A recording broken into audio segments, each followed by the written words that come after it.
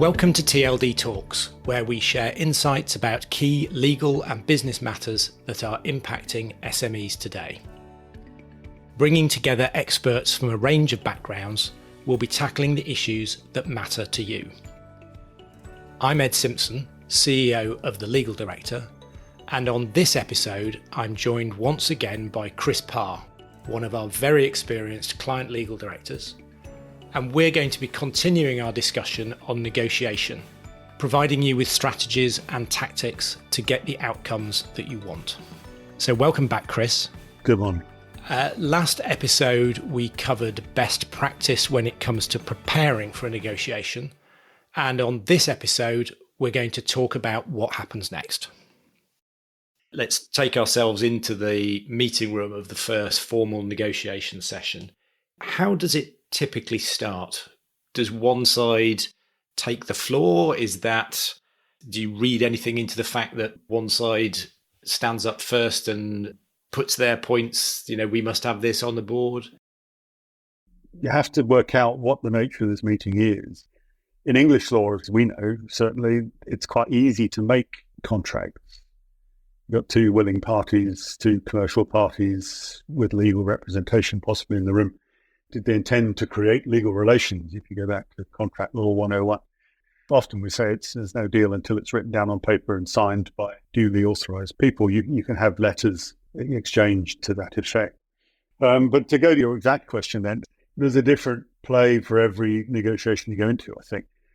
I like to think that by using this wants board approach, if I walk into a room and say, well, look, we've been thinking about this and we've paid attention. Here's a list of what we think you want. It might help us as we develop our discussions. Because in this first meeting, you're not getting down to nitty-gritty drafting. You're trying to sketch out the deal and the nature of the deal. So sometimes, if they've fielded a vice president and you haven't got one, maybe their vice president feels is duly entitled to speak first. Or if it's their office, we'd like to welcome you.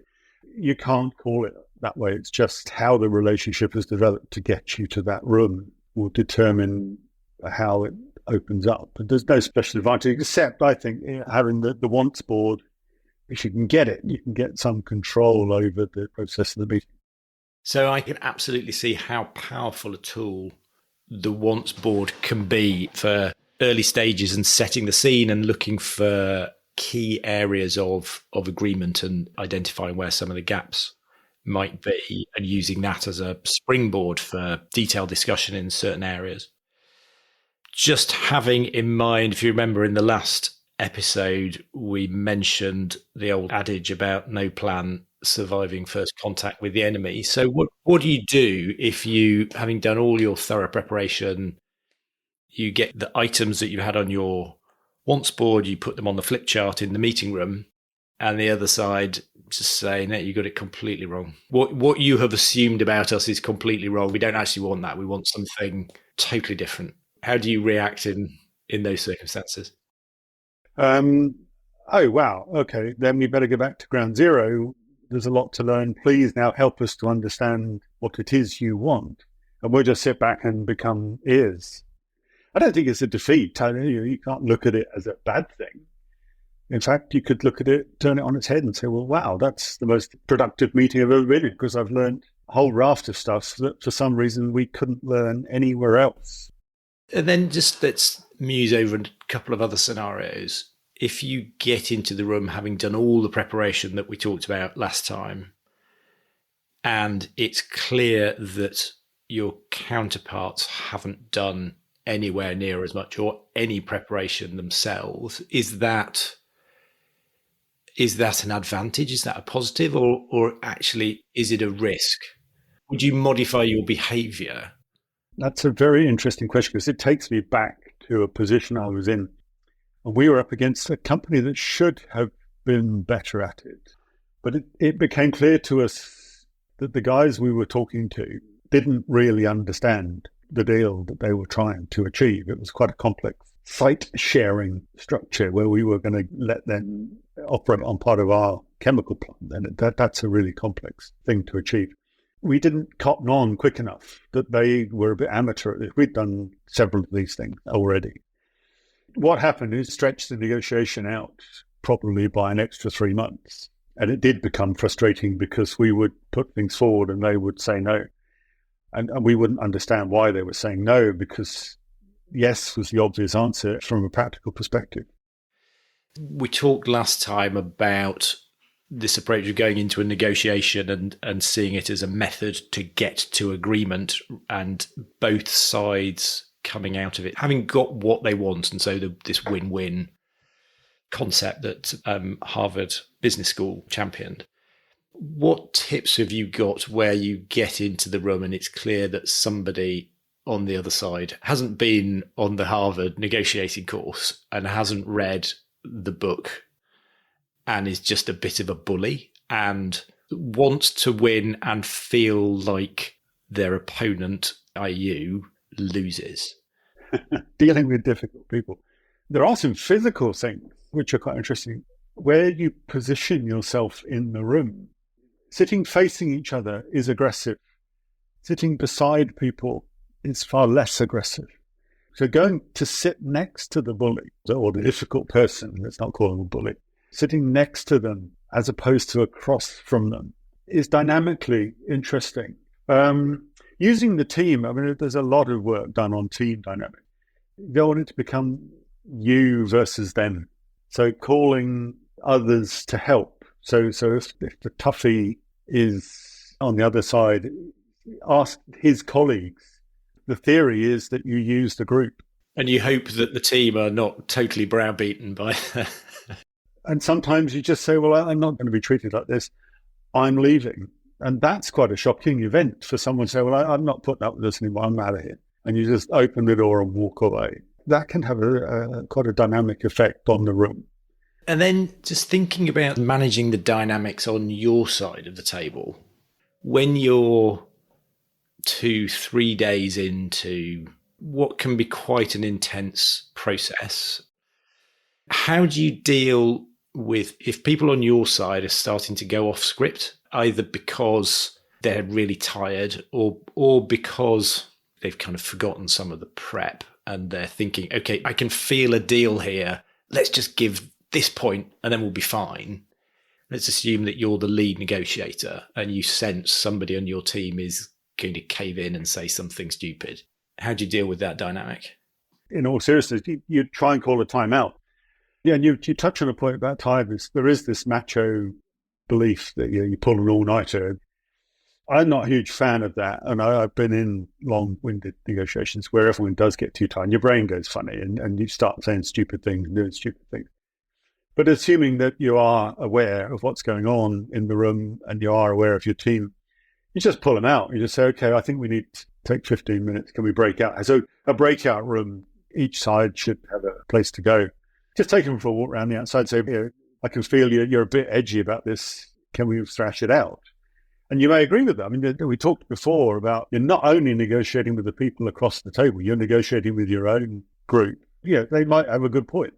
Have everyone primed before you go in. If you feel you need to say something that's a bit incendiary, don't say it out loud. Pull us all out into a breakout room. We can take 5 minutes to chat about it. So let's fast forward in our negotiation. Everybody on both sides of the table has done their prep. Everybody's being, well, at least not unreasonable.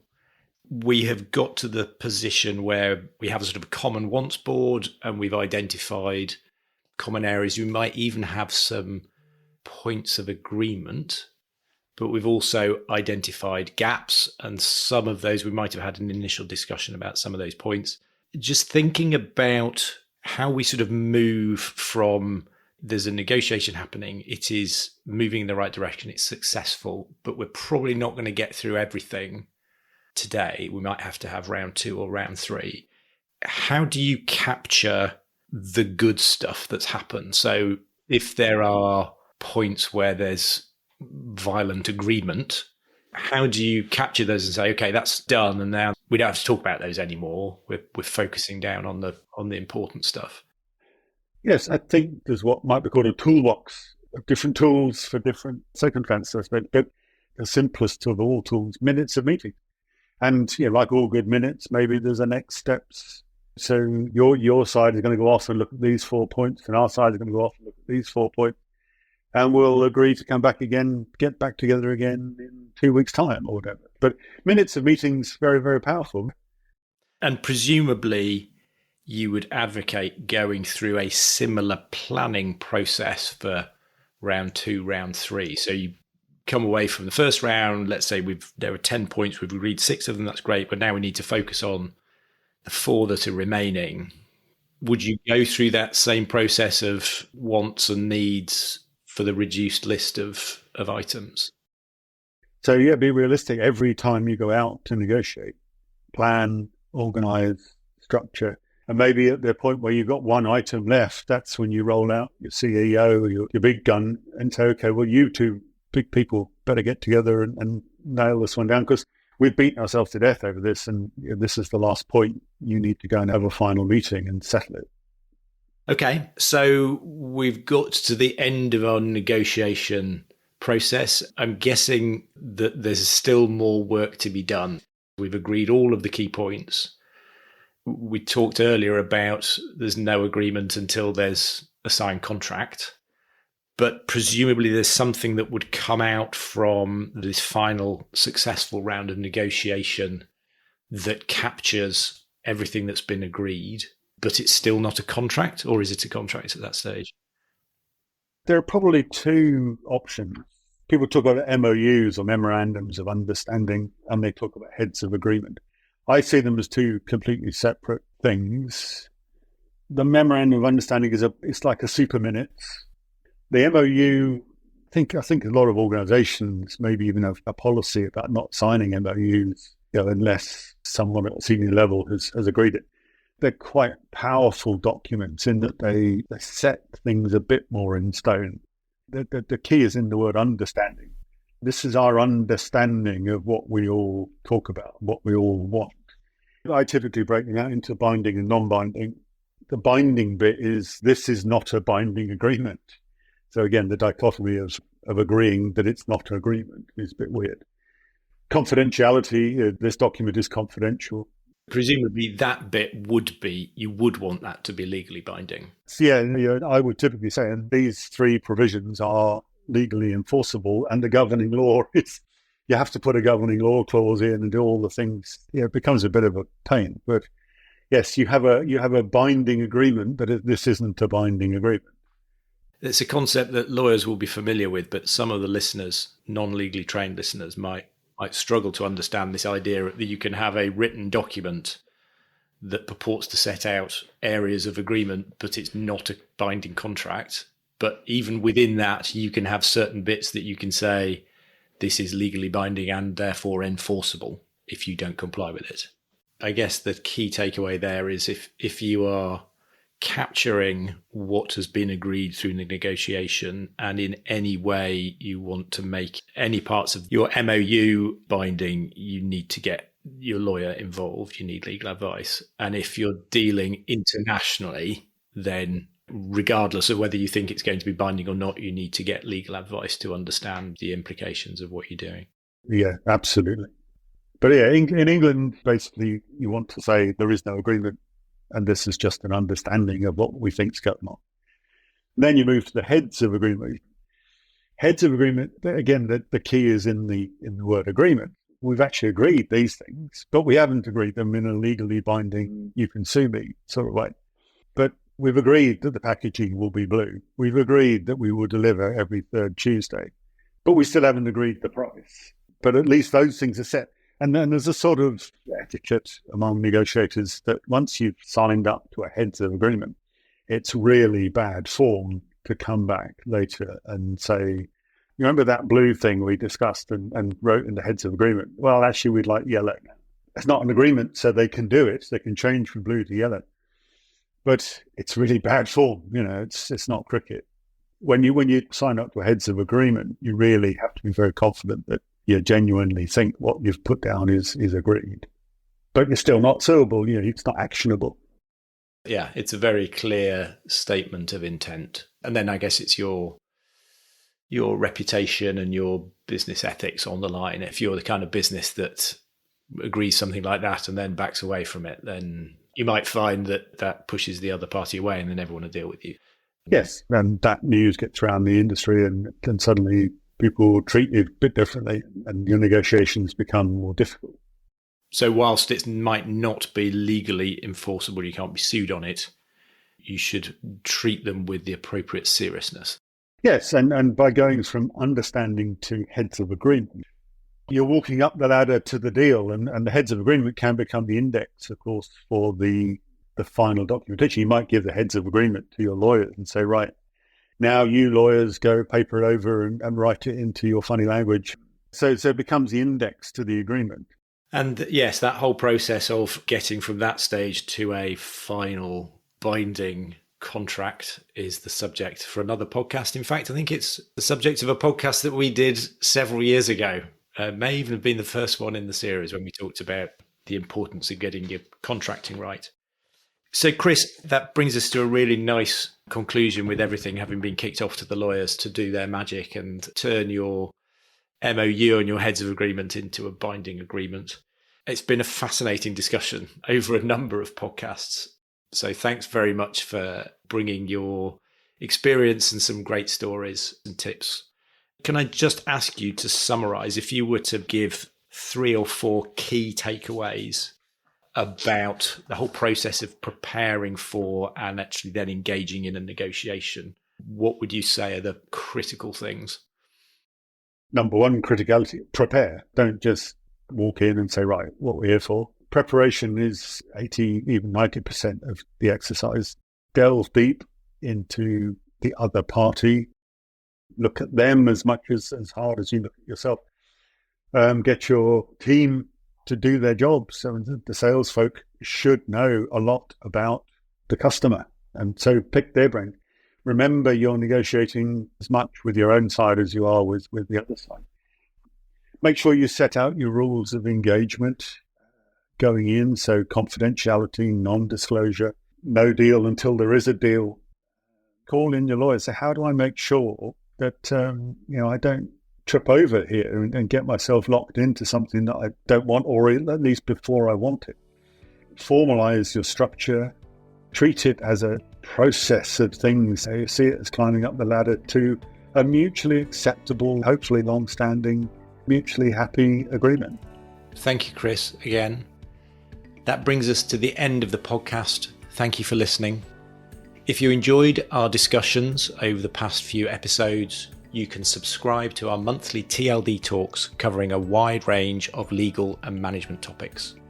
You can also find TLD talks on Apple, Spotify and Google.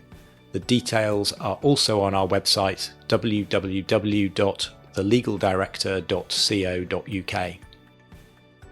If you'd like to know more about negotiation, or how to prepare for it, or how to get better at it, or you'd like to know more about the wider work of the legal director and how a part-time legal director can save you time and money, then do give us a call on 020 3056 8538 or visit our website.